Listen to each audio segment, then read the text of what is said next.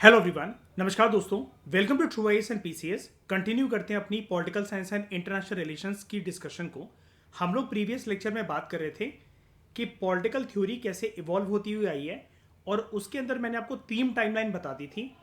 प्राचीन दुनिया के अंदर जब एंशंट ग्रीस, एथेंस की बात बात आती है, तो वहाँ पर कुछ ऐसे दिग्गज फिलोसफर्स पैदा हुए थे उस धरती पर, ग्रीस की धरती पर, लाइक सॉक्रेटिस, उनका शिष्य प्लेटो, और प्लेटो का शिष्य एरिस्टोटल, जिन्होंने पॉलिटिकल फिलॉसफी को, पॉलिटिकल थ्योरी को इजाद करा था। उसके बाद डार्क एजेस के बारे में मैंने आपको बताया था मेडिवल टाइम्स के अंदर। और ये जो पूरी कहानी है मेडिवल टाइम्स की, it is prominently and particularly related to European continent. और उसके बाद मैंने आपको बताया था कि रेनेसा मूवमेंट आई थी, जो कि एक साइंटिफिक थिंकिंग को इवॉल्व करती थी, क्रिटिकल थिंकिंग को उसने जनरेट करा, जिसकी वजह से मेडिवल टाइम्स में जो चर्च की अथॉरिटी थी, जो चर्च का वर्चस्व था, और चर्च और किंग का जो एक समूह था, जो एक कोलिजन था अलायंस का, जिसकी वजह से डिवाइन राइट थ्योरी को वो सही ठहरवाते थे लोगों के, जनता के दिमाग के अंदर, उसको नकार दिया गया रेनेसा मूवमेंट के आने के बाद, क्योंकि इससे साइंटिफिक रेवोल्यूशन आया, जिसकी वजह से वेस्टर्न पॉलिटिकल थॉट के अंदर कुछ फंडामेंटल चेंजेस आए थे। राइट। अब दोस्तों इसी दिशा में, यानी कि इवोल्यूशन ऑफ पॉलिटिकल थ्योरी की दिशा में, हम अभी तक ये पढ़ चुके हैं कि कैसे एंशियंट टाइम में विद रिस्पेक्ट टू ग्रीस, उससे होते हुए मेडिवल टाइम्स में with respect to European continent, and same European continent के अंदर रेनेसा मूवमेंट को लेकर कैसे रिफॉर्म होती हुई आई है पॉलिटिकल थ्योरी, कैसे इवॉल्व होती हुई आई है पॉलिटिकल थ्योरी, और उसी के साथ associated political philosophy and political science का डिसिप्लिन। अब हम दोस्तों वेस्टर्न पॉलिटिकल थिंकर्स के पर्सपेक्टिव से जानते हैं कि उनके द्वारा दिए गए जो भी उनके पॉलिटिकल थॉट थे, जो भी उनके मत थे, आइडियाज एंड ओपिनियंस थे, वो कैसे इवॉल्व होते हुए आए हैं। और उनके द्वारा दिए गए जो भी आइडियाज थे, हो सकता है कि वो आज से 500 साल, 1000 साल, 1500 साल पुराने हो, लेकिन वो आज भी क्या इंपॉर्टेंस होल्ड करके रखते हैं, और कंटेम्प्ररी दुनिया में, कंटेम्प्ररी सोसाइटीज के अंदर, कंटेम्प्ररी कंट्रीज के अंदर क्या हम उनके आइडियाज को बोरो करके अपने नेशन स्टेट को, अपनी सोसाइटी को क्या एक वेलफेयर स्टेट का दर्जा दे सकते हैं। तो ये समझने के लिए, इस एप्लीकेशन को समझने के लिए, हमें वेरियस पॉलिटिकल थिंकर्स को, पर्टिकुलरली वेस्टर्न पॉलिटिकल थिंकर्स को समझना पड़ता है। आगे चलकर हम कुछ बात India specific, Indian political thinkers के बारे में भी करते हैं। लेकिन जैसा कि प्रीवियस इतने सारे लेक्चर्स के अंदर मैंने आपको एक चीज क्लियर करी थी कि वेस्टर्न पॉलिटिकल थॉट का जो इजाद होना है, उसका इवॉल्व होना है, या उसका जो बर्थ हुआ, वो वेस्टर्न कंट्रीज के अंदर ही हुआ, पर्टिकुलरली यूरोपियन कॉन्टिनेंट के अंदर। तो इसी की दिशा में हमें वैसे तो अपने कोर्स के अंदर एक एक वेस्टर्न पॉलिटिकल थिंकर्स के ऊपर एक पर्टिकुलर चैप्टर कंप्लीट करना है, लेकिन यहाँ पर जो भी वेस्टर्न पॉलिटिकल थिंकर्स के आपको नाम दे रखे हैं in this topic of evolution of political theory, यहाँ पर लिखा बहुत छोटा सा हुआ है, लेकिन मैं आपको इतना उसका कंटेंट दे दूंगा यहीं पर कि जितना आपको अपने 10 नंबर, 15 नंबर की आंसर राइटिंग के अंदर रिक्वायरमेंट है उसकी, आपको 100 वर्ड्स, 150 वर्ड्स टू 200 वर्ड्स अगर उसके ऊपर लिखने हैं, उनका जो कोर आइडिया है, उनकी जो कोर फिलोसफी है, जिसके बेसिस पर हम उनके चैप्टर्स को पढ़ेंगे, और अल्टीमेटली हमें उनकी कोर फिलोसफीज को ही जानना है, तो ये वाला होमवर्क हम अभी से कर लेंगे, ताकि जब इनके नाम बाद में आएंगे तो आपको कोई भी दिक्कत ना आए। तो सबसे पहले दोस्तों हमें बता रखा है इवोल्यूशन ऑफ पॉलिटिकल थ्योरी के अंदर पहले पर्सन का नाम मैकियावेली। मैकियावेली ने पॉलिटिकल साइंस के क्षेत्र में अपनी एक रियलिस्ट अप्रोच दी थी। ठीक है। अब दोस्तों दो वर्ड्स होते हैं, इसके बारे में अभी तक तो आप समझ ही गए होंगे। दो वर्ड्स होते हैं, एक वर्ड होता है रियलिस्टिक या रियलिस्ट, और इसकी फिलॉसफी को हम कहते हैं रियलिज्म। दूसरा वर्ड होता है आइडियलिस्ट, और इसकी फिलॉसफी को हम कहते हैं आइडियलिज्म। अब जैसे प्लेटो के संदर्भ में मैंने आपको एक चीज बताई थी कि प्लेटो अपनी जवानी के दिनों में, जब यंग प्लेटो थे, तो वो रियलिस्ट थे, और जब वो मैच्योर प्लेटो बने, सॉरी, शुरू में वो आइडियलिस्ट थे, यंग प्लेटो आइडियलिस्ट थे, और जब वो मैच्योर प्लेटो बने तब वो रियलिस्ट बन गए। अब आइडियलिज्म या आइडियलिस्टिक चीज क्या होती है? जिसमें हमेशा ना आप एक यूटोपियन बात करते हो, ये टर्म भी मैंने आपको बताई थी। आप हमेशा आइडियलिज्म के संदर्भ के अंदर हमेशा आप एक यूटोपियन बात करते हो, जिसमें आपका कोर एस्पेक्ट एक चीज से रिलेटेड होता है, what ought to be. What ought to be का सिंपल सा मतलब ये है कि जब आप ये मानते हो कि क्या होना चाहिए, और जिस चीज के बारे में आपका दिमाग ये डिमांड कर रहा है कि ऐसा होना चाहिए, आपके अकॉर्डिंग ये चीजें ठीक है, ये गलत है, इसको इरेडिकेट करना चाहिए, इसको एलिमिनेट करना चाहिए, इसको रिप्लेस करके ऐसी ऐसी चीजें आनी चाहिए, ऐसी ऐसी व्यवस्था बननी चाहिए, आपके दिमाग के अंदर यानी कि एक ख्याली पुलाव पक रहा है। हम इसको कंप्लीटली नकार नहीं रहे। ख्याली पुलाव से हमारा मतलब ये नहीं है कि पर्सन जो है वो एक इररेलेवेंट या इररेशनल बात कर रहा है, लेकिन आइडियलिज्म की फिलॉसफी पूरी की पूरी तरीके से इसी चीज के ऊपर बेस्ड होती है। जो आइडियलिस्ट अगर कोई पर्सन है और उसका आइडियलिज्म कोई आइडिया है या उसका कोई अप्रोच है, किसी चीज को देखने का नजरिया है, on the basis of idealism, तब हम हमेशा ये मानते हैं कि वो पर्सन कुछ ऐसी चीजों को जो कि उसकी वास्तविकता से, जो कि उसकी रियलिटी से मेल नहीं खाता है, मैच नहीं करता है, उसको सुधारने के लिए पर्सन अपने एक तर्क दे रहा है, और उसके तर्क के अनुसार वो चीज वैसी होनी चाहिए, लेकिन अभी वो वैसी हुई नहीं है। उसको ऐसा लगता है कि ये चीज बेस्ट है, ऐसा ऐसा होना चाहिए और वैसा वैसा नहीं होना चाहिए। तो इसको हम कहते हैं आइडियलिज्म। आप ये अच्छे से समझ गए होंगे, हमने पहले भी इसके बारे में काफी डिटेल में बात करी हुई है। वहीं पर बिल्कुल इसके अपोजिट क्या होता है? रियलिज्म।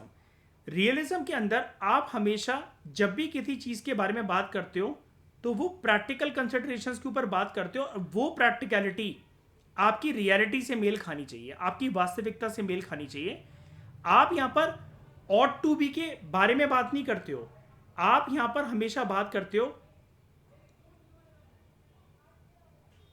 व्हाट इज, और जो चीज है एज इट इज। जैसी जो चीज आपको देखने को मिल रही है, आप उसी के बारे में अपनी टिप्पणी पेश करते हो कि this is this thing, this is that thing, आज के हालात ऐसे हैं, ऐसा पास्ट में हुआ था। आप यहां पर रियलिज्म के अंदर याद रखना, कभी भी फ्यूचर ओरिएंटेड अप्रोच नहीं देते हो। आपकी अप्रोच जो है वो कभी भी एक फ्यूचर ओरिएंटेड अप्रोच नहीं रहती कि जहां पर आपको ये लगे व्हाट ऑट टू बी के ऐसा होना चाहिए। तो ये डिफरेंस होता है रियलिस्ट और आइडियलिस्ट के बीच में। अब दोस्तों, आप लोगों को एक चीज़ क्या करनी है, निर्वैर स्पेशली आप एक चीज़ याद रखना कि वेस्टर्न पॉलिटिकल थिंकर्स की लिस्ट ना और उनकी जो थ्योरीज और फिलोसफीज है वो कभी कभार ना बहुत बल्कि बन जाएगी आपके लिए। जैसे जब आप उसको रिकॉल करने की कोशिश करोगे, रिवाइज करने की कोशिश करोगे, तो अपनी ना PSIR के अंदर दो प्रकार की कंपाइलेशंस बना लेना, दो प्रकार के फोल्डर्स बना लेना। एक जिसमें आप पूरा ना जो रियलिस्ट फिलोसफर्स होंगे, एक उनकी लिस्टिंग आपके पास होनी चाहिए, और एक जो भी आइडियलिस्ट फिलोसफर्स होंगे, एक उनकी लिस्टिंग जो है वो आपके पास होनी चाहिए। और एक ऐसी लिस्ट बनाना तीसरी, जो कि आपकी काफ़ी छोटी होगी हमारे कोर्स के अंदर, कि कुछ फिलोसफर्स ऐसे भी मिलेंगे आपको हमारे कोर्स के अंदर जो कि हो सकता है कि शुरू में आइडियलिस्ट हो, बाद में वो रियलिस्ट हो जाएं, या शुरू में वो पहले रियलिस्ट हो, बाद में वो आइडियलिस्ट हो जाए। जैसे प्लेटो के बारे में हम बोलते हैं कि शुरू में वो आइडियलिस्ट था, वो हमेशा उसकी अप्रोच ऐसी रहती थी कि इसके बारे में बात करना व्हाट ऑट टू बी, और बाद में what is as it is के बारे में बात करना शुरू कर दी थी प्लेटो ने। जब वो यंग प्लेटो से मैच्योर प्लेटो बन गया था, उसे काफ़ी सारी चीज़ें समझ में आ गई थी कि फिलोसफर किंग वगैरह का जो आइडिया है ये मेरे ख्याली पुलाव के अंदर एक अच्छे पकवान की तरह पक तो रहा है, लेकिन ये प्रैक्टिकल नहीं है, वास्तविकता से मेल नहीं खाता है। इसको कभी भी हमारी कंट्री के जो सत्ता में बैठे हुए लोग हैं इस आइडिया को कभी भी एक्सेप्ट नहीं करने वाले हैं। और जो मैं इनडायरेक्टली बताने की कोशिश कर रहा हूँ कि I am that philosopher king, अगर मैं सत्ता में होता तो मैं पेलोपोनेशियन वॉर में ग्रीस एथेंस ग्रीस को जितवाता, और उसी के साथ जो सच बोलने पर मेरे गुरु सोक्रेटिस को जहर दे दिया गया, उनको मौत के घाट उतार दिया गया, ऐसा मैं उनके साथ या किसी के भी साथ होने नहीं देता। ठीक है, लेकिन बाद में प्लेटो को समझ में आया, जब प्लेटो की उम्र बढ़ती चली गई और वो मैच्योर बने, कि ये आइडियाज़ जो हैं वो लॉन्ग टर्म के अंदर फीजिबल नहीं है, फिलोसफर किंग वगैरह के आइडिया। तो मैकियावेली के संदर्भ में अगर हम यहाँ पर बात करें, मैकियावेली ने एक रियलिस्ट अप्रोच अपनाई थी पॉलिटिकल साइंस के प्रति, यानी कि ये बात करते थे what is as it is के बारे में, not on the basis of utopian approach, utopian philosophy, जहाँ पर हमेशा व्हाट ऑट टू बी के बारे में बात करी जाती है। इनका इस चीज़ से कोई भी तर्क, इस चीज़ से कोई भी मत नहीं था। अब इनकी एक बहुत फेमस किताब रही है, ठीक है, उसका नाम है द प्रिंस। डिटेल में हम इसके बारे में आगे चलकर पढ़ेंगे जब हम पर्टिकुलरली चैप्टर देखेंगे अपना मैकियावेली के बारे में। लेकिन अपनी इस बुक द प्रिंस के अंदर इन्होंने सेपरेट करने की कोशिश करी थी पॉलिटिक्स को फ्रॉम एथिक्स एंड रिलीजन, ठीक है। इन्होंने बोला था कि हाँ, एथिक्स और रिलीजन का इम्पैक्ट ज़रूर पड़ता है राजनीति के ऊपर, लेकिन राजनीति को हमेशा हमें जब भी देखना चाहिए तो इस नज़रिए के साथ देखना चाहिए कि राजनीति should be separated from the concept of ethics and religion. अब रिलीजन ऐसा क्यों, इन्होंने ऐसा बोला क्यों?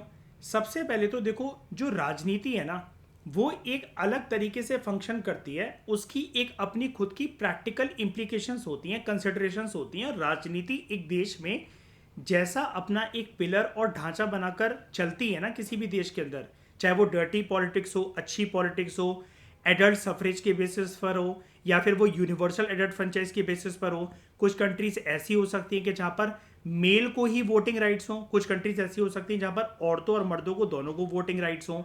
तो पॉलिटिक्स की अपनी अलग अलग देश के अंदर खुद की एक वास्तविकता होती है, रियलिटी होती है। लेकिन एथिक्स जो है, एथिक्स हमेशा एक आइडियलिस्ट अप्रोच पर वर्क करता है, क्योंकि एथिक्स के अंदर हम क्या जानने की कोशिश करते हैं। एथिक्स हमेशा हमें ये बताता है किसी भी इंडिविजुअल का किसी भी सिचुएशन के अंदर गुड और बैड बिहेवियर क्या होता है, और हमेशा हम लोग यहाँ पर गुड की तरफ जाने की कोशिश करते हैं। एथिक्स के अंदर हम लोग बेसिकली एथिक्स के साथ साथ एक मोरालिटी का एस्पेक्ट जो है वो देखने की कोशिश करते हैं। वो अलग बात है, हालांकि जीएस पेपर 4 जब हम पढ़ते हैं एथिक्स, इंटेग्रिटी एंड एप्टीट्यूड, तो उसमें एक फ़र्क ये आता है कि मोरालिटी एक इंडिविजुअल की सब्जेक्टिव चीज़ होती है, एथिक्स एक यूनिवर्सल चीज़ होती है। फॉर एग्जाम्पल, अगर किसी इंडिविजुअल के घर में कोई बीमार है और उसने केमिस्ट की शॉप पर जाकर दवाइयों की चोरी कर ली, तो पर्सन जो है, हम उसको फिर भी एथिकल नहीं कहेंगे, बिकॉज चोरी करना एक गलत बात है। अब पर्सन यहाँ पर ये रीज़न नहीं दे सकता है कि क्योंकि मेरी मम्मी बीमार थी, पापा बीमार थे, मेरे पास पैसे नहीं थे, इसलिए दवाइयों को चोरी करना मेरी मजबूरी बन गई थी उनकी जान बचाने के लिए। वो इंडिविजुअल के हिसाब से इंडिविजुअल अपने आप को सही मान रहा है, इसलिए वो उसकी मोरालिटी का एस्पेक्ट है। Morality individual to individual vary करती है, लेकिन एथिक्स के कुछ यूनिवर्सल सिद्धांत होते हैं। लेकिन अगेन बात यही है, एथिक्स हमेशा यूटोपियन फिलोसफी के ऊपर वर्क करता है, what ought to be. Situation ऐसी होनी चाहिए, ऐसा इंडिविजुअल को करना चाहिए था, ऐसा नहीं करना चाहिए था। और मैकियावेली की अप्रोच क्योंकि रियलिस्ट अप्रोच है, और जितने भी रियलिस्ट फिलोसफर्स हमें हमारे कोर्स के अंदर मिलेंगे वो कभी ऐसी बातें करेंगे ही नहीं कि क्या होना चाहिए, क्योंकि ये फिलोसफर्स ये मानते हैं कि होने को तो ऐसा बहुत कुछ होना चाहिए, लेकिन क्या सब कुछ एक नेशन स्टेट प्राप्त कर ही लेता है? क्या उसके देश के अंदर रहने वाले देशवासियों को सभी चीज़ें मिल जाती हैं? क्या नहीं मिलती हैं। इसलिए इसने अपनी बुक के अंदर द प्रिंस के अंदर पहला एस्पेक्ट ये बोला था, पॉलिटिक्स को हमें एथिक्स से बिल्कुल थोड़ा सा अलग करके देखना है, ये इंटीग्रेटेड नहीं होने चाहिए। और इस चीज़ को मैकियावेली नकारेगा नहीं कि हाँ, मैकियावेली कहेगा अपनी बुक के अंदर द प्रिंस के अंदर कि यस, एथिक्स एंड रिलीजन का इन्फ्लुएंस रहता है, लेकिन वो एक बात ये कहता है कि हमें पॉलिटिक्स को बिल्कुल एक सेपरेट डोमेन की तरह देखना चाहिए। It should not be seen from the perspective of ethics and religion, ठीक है। और रिलीजन की बात ऐसे क्योंकि धार्मिक एंगल या धर्म की जहाँ पर भी बात होती है, तो बहुत सारे पॉलिटिकल फिलोसफर्स हमें हमारे कोर्स के अंदर निर्वैर इस प्रकार से मिलेंगे जो कि ये कहेंगे कि रिलीजन जो है वो एक प्रकार से अपने आप में एक यूटोपियन फिलोसफी है। वो एक वेस्टर्न फिलोसफर्स हमें बताएंगे कि वो एक इररेलेवेंट कॉन्सेप्ट है, वो रियलिटी से मेल नहीं खाता है। और जो पर्सन, आप खुद सोच के देखो कि रियलिटी के ऊपर ही बात कर रहा है, तो धर्म जैसी चीज़ों को राजनीति के क्षेत्र से अलग रखते हुए यहाँ पर मैकियावेली ने बात करी थी, ठीक है। अब यहाँ पर रियलिस्ट जो अप्रोच है, रियलिज्म का क्या मतलब होता है, ये तो मैंने डिटेल में आपको बता दिया। अब दोस्तों हम ये सीख लेते कि मैकियावेली की जो रियलिस्ट अप्रोच थी वो फंक्शन कैसे करती थी। ठीक है, मतलब वो मिलते जुलते पॉइंट्स ही हैं, लेकिन हमें ये सीखना पड़ेगा कि मैकियावेली की ये जो रियलिस्ट अप्रोच है, तो मैकियावेली के अनुसार ये जो रियलिस्ट अप्रोच है ये फंक्शन कैसे करती है। और अगर आप मैकियावेली की रियलिस्ट अप्रोच को समझ गए तो आप रियलिज्म या रियलिस्ट अप्रोच जो कि बाकी वेस्टर्न फिलोसफर्स आपको मिलेंगे आपके कोर्स के अंदर, आप उनसे भी तालमेल करता हुआ मैकियावेली की रियलिस्ट अप्रोच को आप यूज कर सकते हो वहां पर। ठीक है, सबसे पहले लेकिन हम पर्टिकुलरली यहाँ पर मैकियावेली की बात करते हैं।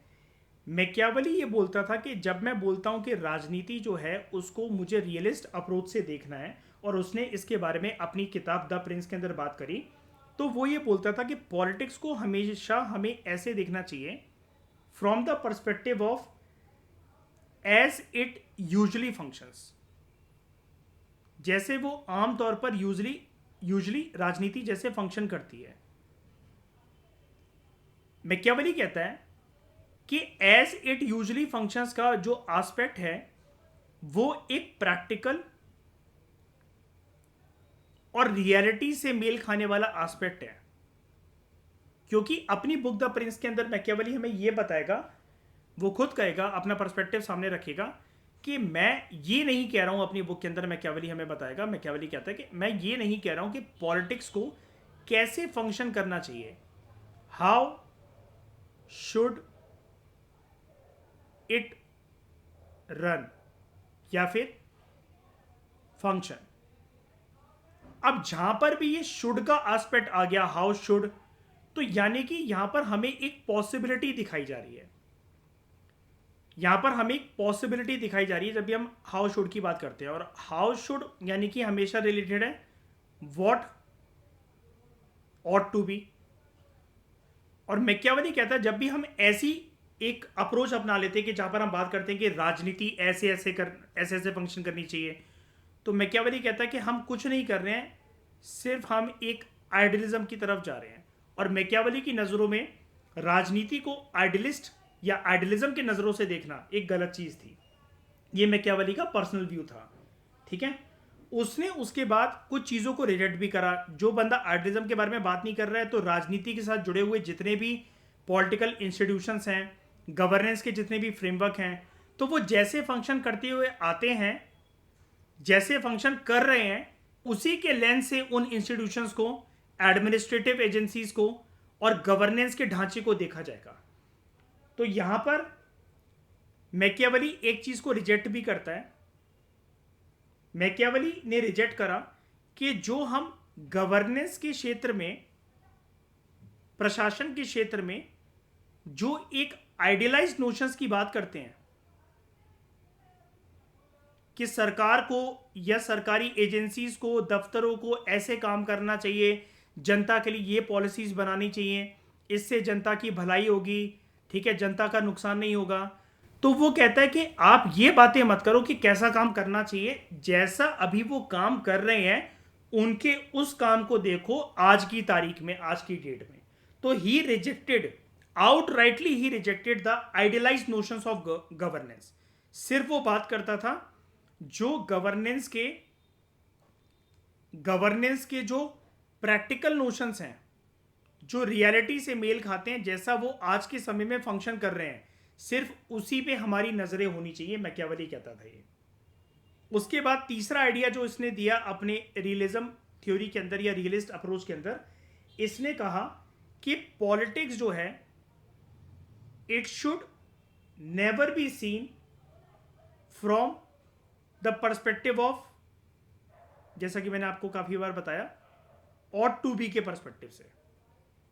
ऑट टू बी के पर्सपेक्टिव से कभी हमें राजनीति को नहीं देखना चाहिए कि राजनीति एक दिन ऐसा सुधर जाएगी, एक दिन ऐसा आएगा जब अच्छी सरकारें आएंगी, अच्छा संविधान लिखा जाएगा।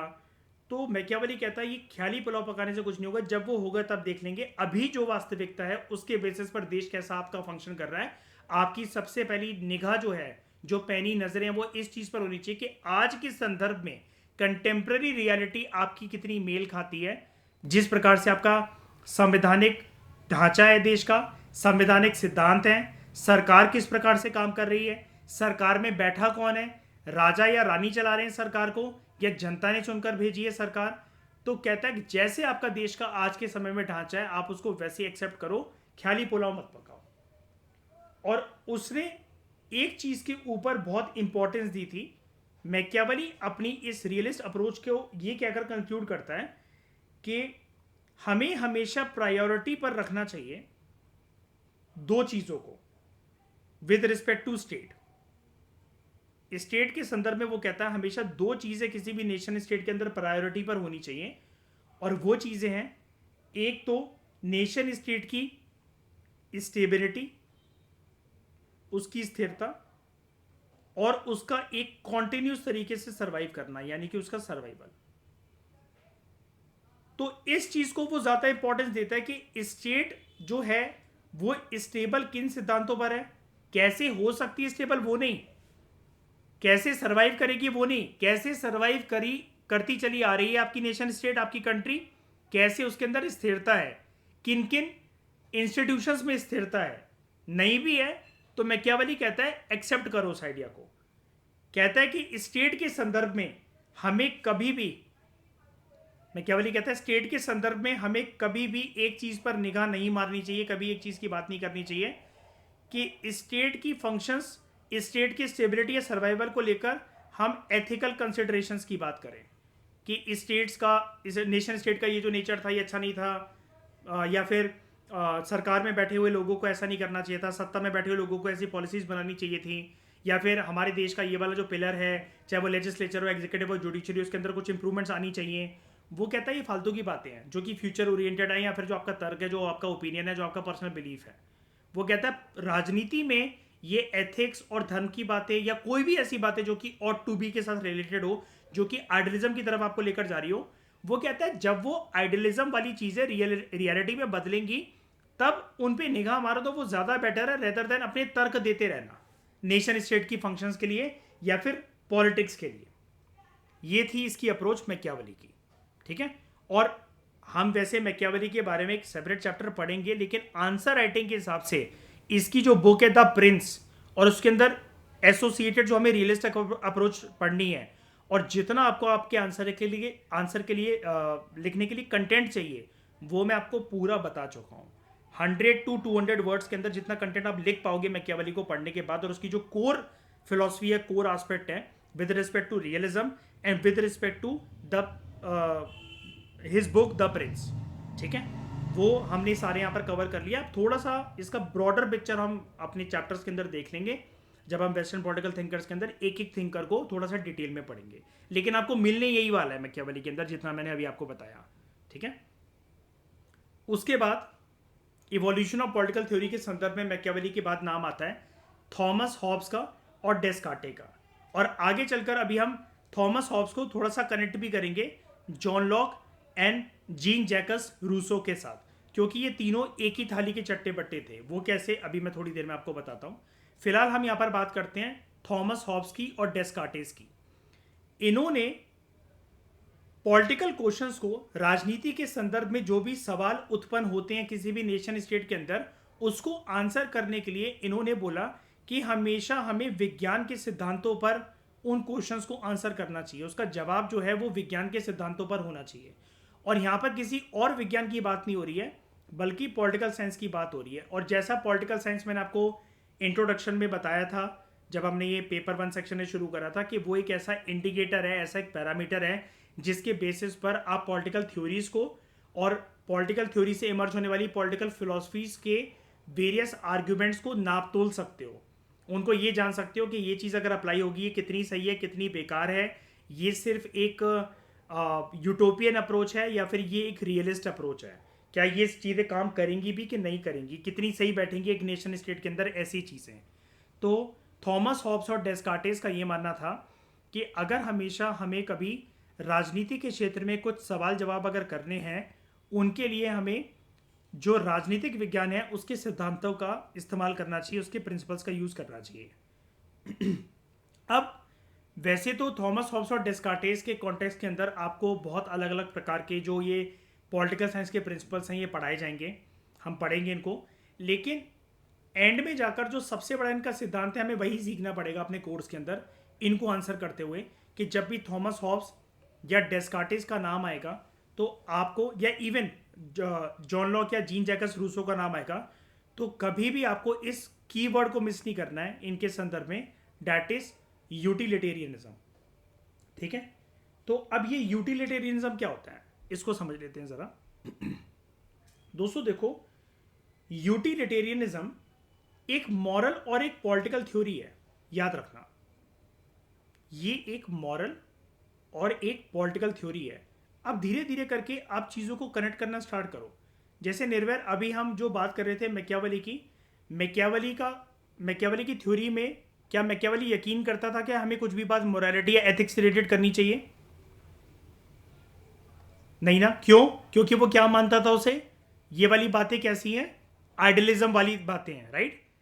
लेकिन वहीं पर जब हम थॉमस हॉब्स और डेस्कार्टेस की बात कर रहे हैं तो ये यूटिलिटेरियनिज्म की बात करते हैं। और यूटिलिटेरियनिज्म के कॉन्सेप्ट को एक्सपेंड करता हुआ मैं आपको ये बता रहा हूं मयूर निर्वैर के, ये एक मॉरल और पॉलिटिकल थ्योरी है।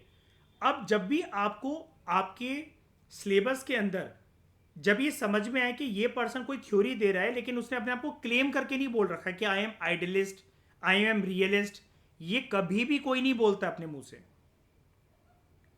भगत सिंह के ऊपर दूसरे पॉलिटिकल लीडर्स ने आरोप लगाया था कि ये और इसके ग्रुप के जो लोग हैं एचएसआरए के, वो रेवोल्यूशनरी टेररिस्ट हैं। भगत सिंह ने अपने आप को बोला क्या कि अब ये रेवोल्यूशनरी टेररिस्ट नहीं ना।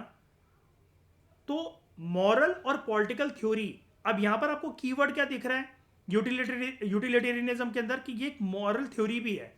अब जब भी कोई चीज मोरालिटी के साथ रिलेटेड है या एसोसिएटेड है तो अपने आप में वो क्या बन जाएगी, आइडियलिज्म की फिलॉसफी। ऐसे करके आप धीरे धीरे करके सीखते चलोगे पीएसआईआर के सिलेबस के अंदर कि कुछ थ्योरीज, कुछ पॉलिटिकल फिलोसफर्स, तो हम उनको टैग दे सकते हैं दे आर रियलिस्ट या आइडियलिस्ट। लेकिन आपका फिर आगे चलकर सेल्फ रीडिंग से ये सवाल खड़ा होगा, यार ये तो मुझे समझ में ही नहीं आ रहा कि थॉमस हॉब्स कौन सी कैटेगरी में आएगा या जॉन लॉक एंड रूसो कैसी कैटेगरी में आएंगे। ये तो मेरी किताब भी नहीं बता रही है मुझे कि आइडियलिस्ट थे या रियलिस्ट थे। इंटरनेट पे सर्च करने से आपको आंसर शायद से मिल जाए। लेकिन मैं आपको एक बढ़िया अप्रोच ये बता रहा हूँ कि अगर कभी भी पेपर के अंदर किसी की टैगलाइन आ जाए और उसको बोल दिया जाए कि इसकी रियलिस्ट अप्रोच समझाओ, अब पेपर में आप बैठ के कंफ्यूज हो कि यार मेरे तो पूरे कोर्स के अंदर इसके ऊपर, इस बंदे के ऊपर तो टैग ही नहीं था कि ये रियलिस्ट था या वो था। तो आप उनकी जब तक कोर फिलोसफीज को नहीं समझोगे, उनके जो आइडियाज हैं, जैसे मैंने अभी आपको क्या बताया, John Locke, Jean Jacques Rousseau और थॉमस हॉब्स का जब भी ये नाम आए, स्पेशली थॉमस हॉब्स के संदर्भ में, आपको यूटिलिटेरियनिज्म वर्ड का इस्तेमाल करना ही है। बिना इसके आपको अगर 10 नंबर का क्वेश्चन है तो आधा मार्क्स भी शायद से ही मिलेगा। यहां कीवर्ड्स आने चाहिए। ये जीएस का पेपर नहीं है कि जहां पर आप अपने ओपिनियन के बेसिस पर कैसे भी करके आंसर को खत्म कर दोगे और वहां आपको मार्क्स मिल भी जाते हैं। यहां पर आपको हर एक पॉलिटिकल फिलोसफर के संदर्भ के अंदर उनके जो कीवर्ड्स और जो की थ्योरीज है, उनके लिखी गई द्वारा उस जमाने के अंदर जो बुक्स के नाम है, ये 3 चीज आनी चाहिए। आई रिपीट, कीवर्ड्स, की कॉन्सेप्ट्स एंड बुक्स के नाम, और उन बुक्स के अंदर उन्होंने कौन सी कोर फिलोसफी को पोर्ट्रे करा है वो, और प्लस आपका खुद से एक टैग देना इंट्रोडक्शन के अंदर कि ये रियलिज्म की फिलोसफी है या ये रियलिस्ट फिलोसफर है, ये आइडियलिज्म की फिलोसफी है या ये एक आइडियलिस्ट फिलोसफर था। ये चीज आपको खुद से धीरे धीरे करके समझ में आती रहेगी जैसे जैसे आप आगे बढ़ते रहोगे पीएसआईआर के कोर्स के अंदर मेरे साथ। तो उसमें कोई चिंता करने वाली बात नहीं है, वो तो मैं आपको शुरू से ही ट्रेन करके चल रहा हूं।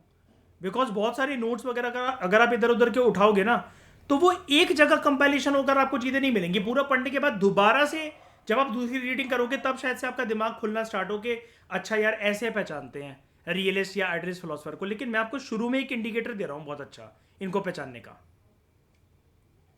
तो यूटिलिटेरियनिज्म जब अपने आप में एक मॉरल और एक पॉलिटिकल थ्योरी है, तो यानी कि यूटिलिटेरियन वाले जितने भी पॉलिटिकल फिलोसफर्स होंगे वो आइडियलिस्ट है। ठीक है।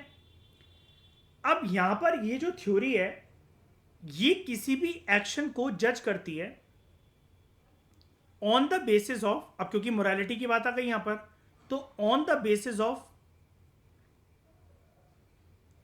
राइटनेस या रॉन्गनेस।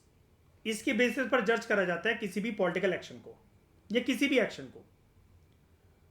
और जब भी कोई पर्सन कोई एक्शन लेता है जिसके अंदर राइटनेस या रॉन्गनेस का एलिमेंट है, तो हम वो पता कैसे लगाते हैं कि उसका डिसीजन ठीक था कि गलत था? ऑब्वियस सी बात है, उन एक्शंस की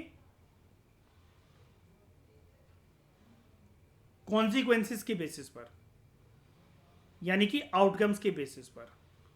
तो जब भी कहीं पर ये राइटनेस और रॉन्गनेस वाला दोस्तों एलिमेंट अगर आ गया है हमारी डिस्कशन में, मतलब आप जब भी किसी को पढ़ रहे हो, किसी फिलॉसफी को, किसी फिलोसफर के मूल सिद्धांतों को, जब भी वहां पर दोस्तों राइटनेस या रॉन्गनेस का एक एस्पेक्ट आ गया आपकी डिस्कशन के अंदर, तो समझ जाओ it has to do something with the morality, and morality has to do everything with the idealism या आइडियलिस्ट अप्रोच। खैर, यूटिलिटेरिज्म की क्रक्स तो मैंने आपको बता दी कि एक मॉरल और पॉलिटिकल थ्योरी है जो कि जज करती है कि इंडिविजुअल के एक्शंस को राइट और रॉन्ग के आधार पर, और वो राइटनेस और रॉन्गनेस कॉन्सिक्वेंसेस के बेसिस पर सब कुछ डिटरमाइन होता है उससे। लेकिन ये यूटिलिटेरियनिज्म का मतलब क्या है? मतलब ये क्या बोलना चाहता था Thomas Hobbes, Descartes, John Locke, Jean Jacques Rousseau? क्या मतलब है इनका यूटिलिटेरियनिज्म से?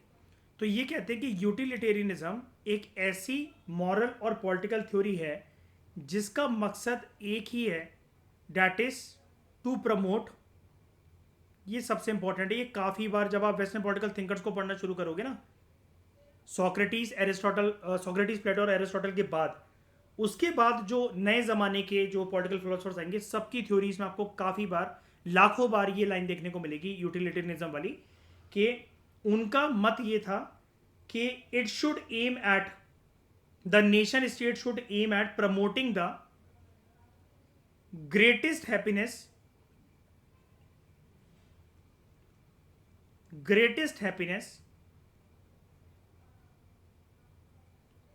फॉर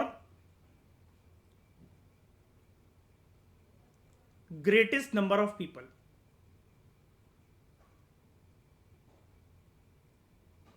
ये है यूटिलिटेरियनिज्म। अब आप कहोगे कि इसकी रेलेवेंस क्या है? इसकी रेलेवेंस दोस्तों ये है, ये एक इंडिकेटर है, पैरामीटर है, जैसा कि मैंने आपको बताया। अब नेशन स्टेट में अगर आप इसको अप्लाई कर दो तो आपको यह पता लगेगा कि नेशन स्टेट जो है, डेस्कार्टेस, थॉमस हॉब्स, जॉन लॉक और जीन जैकस रूसो ये कहते थे कि ये इंडिकेटर नेशन स्टेट की फंक्शनिंग में आप अप्लाई कर दो, आपको आंसर खुद मिल जाएगा कि वो कंट्री कितनी अच्छी है, वहां के नागरिक कितने खुश हैं, कितने दुखी हैं, उनके पास कितने राइट्स हैं, या वो कितने अधिकारों से अपने वंचित हैं, उनको वो राइट्स नहीं मिल रखे हैं। तो ये सारे फिलोसफर्स मिलकर ये कहेंगे, जब ये यूटिलिटेरियनिज्म की फिलोसफी की बात करेंगे, कि यूटिलिटेरियनिज्म एक ऐसा इंडिकेटर है जिसको अप्लाई करके किसी भी नेशन स्टेट के अंदर, किसी भी कंट्री के अंदर ये चेक करा जा सकता है कि क्या वहां की सरकारें जिस प्रकार से फंक्शन कर रही हैं, क्या उससे ये आइडिया प्रमोट हो रहा है, greatest happiness for greatest number of masses. और जितने लोग वहां पर अनहैप्पी हैं, तो समझ जाओ कि यूटिलिटेरियनिज्म की जो फिलॉसफी है उस कंट्री के कॉन्टेक्स्ट के अंदर वो इतनी ज्यादा वीक है, उतनी ज्यादा सीढ़ियां चढ़ना अभी लोगों के हैप्पीनेस को प्राप्त करने के लिए, that happiness should not lie in the hands of, मतलब not in, should not be associated with the life of you individual. But ये सारे मिलकर ये भी एक्सेप्ट करेंगे कि हो सकता है कि सारे के सारे लोग, जितनी आबादी, अगर 100 लोगों की आबादी है देश के अंदर, तो 100 के 100 लोग हो सकते हैं कि हैप्पी ना हो, बट एटलीस्ट नेशन स्टेट को ये ट्राई करना चाहिए that there should be greatest happiness, जो खुशी है वो चरम सीमा पर हो अपने ज्यादातर लोगों के लिए, मैक्सिमम लोगों के लिए, मेजॉरिटी लोगों के लिए। और जितना नेशन स्टेट इस चीज से वंचित है, जितना दूर है, तो समझ जाओ कि अभी उस नेशन स्टेट को, उधर की सरकारों को, पॉलिटिकल लीडर्स को, सत्ता में बैठे हुए लोगों को अभी बहुत काम करना बाकी रह गया है। जितने लोग इस हैप्पीनेस से वंचित हैं, उतना ज्यादा सरकार को अभी काम करना बाकी रह गया है। ये ऐसे मेजर करने के लिए इन्होंने इंडिकेटर दिया था, ये कि नेशन स्टेट्स की फंक्शनिंग कैसे हम जान सकते हैं।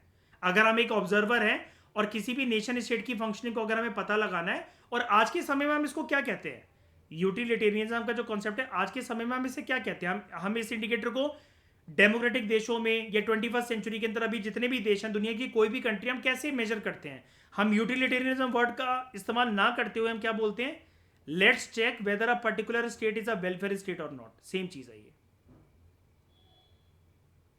और यही चीज आप इंडिया के संदर्भ में एक एग्जांपल लिखते हुए जस्टिफाई कर सकते हो जब भी आपको कनेक्ट करना पड़ेगा इन वेस्टर्न पॉलिटिकल थिंकर्स की फिलोसफीज को इंडिया के कॉन्स्टिट्यूशन के प्रिंसिपल्स और इंडिया की सोसाइटी के संदर्भ में। तो मैं हमेशा आपको एग्जांपल्स दो दो देता ही हूँ, एक दुनिया का एक इंडिया का। तो आप सिंपली यहाँ पर डीपीएसपीस के बारे में लिख सकते हो कि डीपीएसपीस का मकसद ही यही होता है कि कैसे ना कैसे करके इंडिया को एक वेलफेयर स्टेट बनाना। तो सरकारों के लिए कुछ वहां पर गाइडलाइंस लिखी हुई हैं। अब वो गाइडलाइंस ऐसा तो है नहीं कि जनता को दुखी करने के लिए बनाई गई होंगी। समाज, जनता, सरकार खुद भी सब लोग स्टेबल तरीके से काम कर सकें और खुशहाल देश बने हमारा। तो ये क्या है, हम यूटिलिटेरियनिज्म को अपने संविधान में भी हमने एक्सेप्ट करा हुआ है, not with this term but with the core aspect of utilitarianism. और वो कोर एस्पेक्ट क्या है, वेलफेयर स्टेट। और हर एक नेशन स्टेट की आज के समय में अगर हमें फंक्शनिंग जाननी है तो हम क्या मेजर करते हैं उसका, वेलफेयरिज्म। जनता का वहां पर उद्धार कितना हो रहा है, फायदा कितना हो रहा है, भला कितना हो रहा है। यही है वेलफेयर स्टेट की कोर फिलॉसफी, जो कि पहले के जमाने में जब इन फिलोसफर्स ने दी थी, इसी को कहा जाता था यूटिलिटेरियनिज्म की अप्रोच। और इस वर्ड को निर्वैर, मयूर, आज के बाद आप लोग बेफिक्र होकर अपने जीएस पेपर 2 में गवर्नेंस वगैरह में या कॉन्स्टिट्यूशन वाले जो आंसर्स होंगे उनमें आप यूज कर सकते हो। प्लस आप इसको अपनी ऐसे राइटिंग में, प्लस आप इसको अपने एथिक्स जीएस पेपर 4 में आराम से बेफिक्र होकर यूज कर सकते हो। तो पीएसआईआर में धीरे धीरे करके जब आप कुछ कॉन्सेप्ट सीखते चले जाओगे, अगर आप उनको स्पेशली पेपर 2 के अंदर, ऐसे के अंदर तो चलो कि स्कोप अगर मिलेगा, अगर ऐसे उस टोन का है तभी आपको यूज कर सकोगे।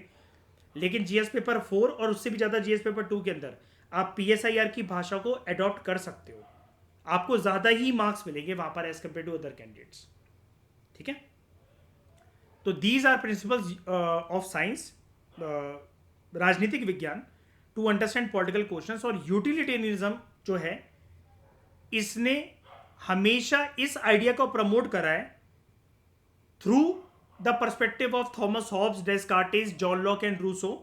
इन सब ने यह बोला था कि यूटिलिटेरियनिज्म के अंदर जब भी हम ये नेशन स्टेट की पॉलिटिकल डिसीजन मेकिंग की एबिलिटी को चेक करेंगे, हमेशा हमें एक चीज के ऊपर जो आउटकम है ना, हमेशा हमारी नजरें एक आउटकम के ऊपर होनी चाहिए कि जब भी वो नेशन स्टेट के अंदर कोई भी सत्ता के अंदर बैठे हुए जो लोग हैं, जब भी वो किसी ना किसी प्रकार की पॉलिटिकल डिसीजन मेकिंग के अंदर इन्वॉल्व है, कोई पॉलिसी बना रहे हैं, कोई रूल्स एंड रेगुलेशंस लेकर आ रहे हैं, वहां का पार्लियामेंट कोई लॉ पास कर रहा है। हालांकि इन्होंने अपने ज़माने में इतने हैवी टर्म्स यूज़ नहीं करे थे, पार्लियामेंट, जुडिशरी वगैरह उस टाइम पर ये एग्जिस्ट भी नहीं करते थे इन सब की कंट्रीज के अंदर जिस तरीके से आज एग्जिस्ट करते हैं। वो करते थे किसी ना किसी अलग फॉर्म में करते थे।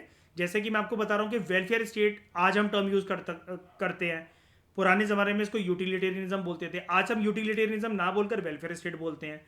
तो कोर आइडिया को समझने की कोशिश करो। ये बेसिकली ये बोल रहे हैं कि सत्ता में बैठे हुए जो लोग हैं, जो देश चला रहे हैं, सरकार चला रहे हैं, पॉलिटिकल इंस्टीट्यूशंस को रन कर रहे हैं, लाइक जहाँ से लॉ पास होगा, जिसको हम आज के समय में अपने देशों में पार्लियामेंट कहते हैं, लेजिस्लेचर कहते हैं, जहाँ पर वो एग्जीक्यूट होंगे, एग्जीक्यूटिव हम उनको कहते हैं, जहाँ पर किसी को सज़ा दी जाएगी या फिर रिव्यू करा जाएगा उन कानूनों को, जो कि जुडिशरी का काम होता है। तो इन सारे फिलोसफर्स का ये कहना था, यूटिलिटेरियनिज्म का इंडिकेटर जब भी पॉलिटिकल डिसीजन मेकिंग के साथ अप्लाई करके देखा जाए, एक आउटकम को आपको चेक करना है निश्चित तौर पर, और वो है कि क्या उस सोसाइटी के अंदर, उस नेशन स्टेट के अंदर ह्यूमन प्लेजर का एंगल है या फिर वो ह्यूमन प्लेजर का जो एंगल है वो मिसिंग है। अब यहां पर दोस्तों ह्यूमन प्लेजर के टर्म को समझना थोड़ा सा इंपॉर्टेंट हो जाता है हमारे लिए, बिकॉज हमें इस ह्यूमन प्लेजर के कॉन्सेप्ट को यूटिलिटेरियनिज्म की फिलॉसफी के साथ इंटीग्रेट करना है, और यूटिलिटेरियनिज्म का आउटकम के तौर पर हमें ह्यूमन प्लेजर को यहां पर देखना है।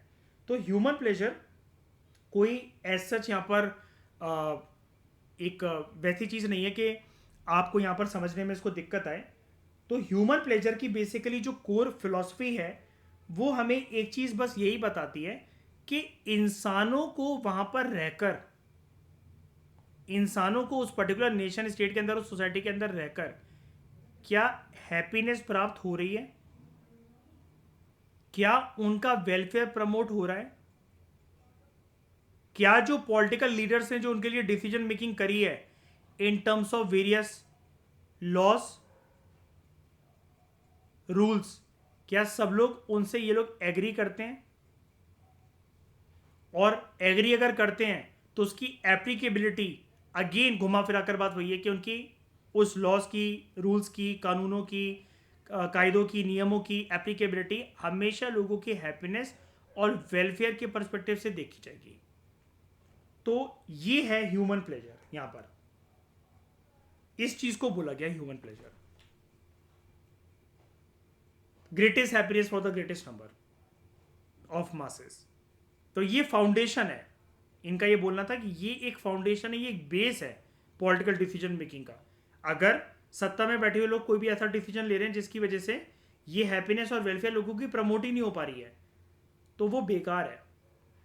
उस देश में बैठे हुए लोग जो सत्ता में बैठे हुए हैं, जो सरकार चला रहे हैं, जो डिसीजन मेकिंग के अंदर इन्वॉल्व हैं, क्योंकि थॉमस हॉब्स और डेस्कार्टेस स्पेशली ये कहते थे कि ऐसे लोग देश को अपने आगे लेकर जा नहीं सकते, उसको डुबा देंगे कहीं ना कहीं। और इस आइडिया की वजह से जो वेस्टर्न पॉलिटिकल थॉट है उसके अंदर एक प्रकार से विचारधारा के अंदर एक क्रांति आ गई, क्योंकि आगे चलकर इसी विचारधारा को, जैसा कि मैं आपको बता रहा हूँ, जॉन लॉक और जीन जैकस रूसो ने थोड़ा सा और प्रमोट करा। और ये इसी विचारधारा को, ह्यूमन प्लेजर और यूटिलिटेरियनिज्म के कॉन्सेप्ट को बढ़ाते हुए दो नई टर्म्स देंगे, सोशल कॉन्ट्रैक्ट और पॉपुलर सॉवरेनिटी। और social contract plus popular sovereignty एक आउटकम में नजर आना चाहिए, दैट इज ह्यूमन कॉपरेशन। तभी नेशन स्टेट फंक्शन कर पाएगा। और जब आप यूटिलिटेरियनिज्म को एज अ बेस मानोगे ना पॉलिटिकल डिसीजन मेकिंग का, जिसको आगे चलकर जॉन लॉक और जीन जैकस रूसो एक्सेप्ट करेंगे और थोड़ा सा बढ़ावा देंगे with the concept of social contract, popular sovereignty और ह्यूमन कॉपरेशन, यहीं से बर्थ होगा दुनिया में डेमोक्रेसी का। तो इन सारी चीज़ों को दोस्तों हम अगले लेक्चर में सीखेंगे। फिलहाल अभी के लिए इस लेक्चर के अंदर हमने डिटेल तरीके से बात कर ली है मैकियावेली की थ्योरीज के बारे में, थॉमस हॉब्स और डेस्कार्टे की थ्योरी के बारे में और उनकी कोर फिलॉसफीज के बारे में।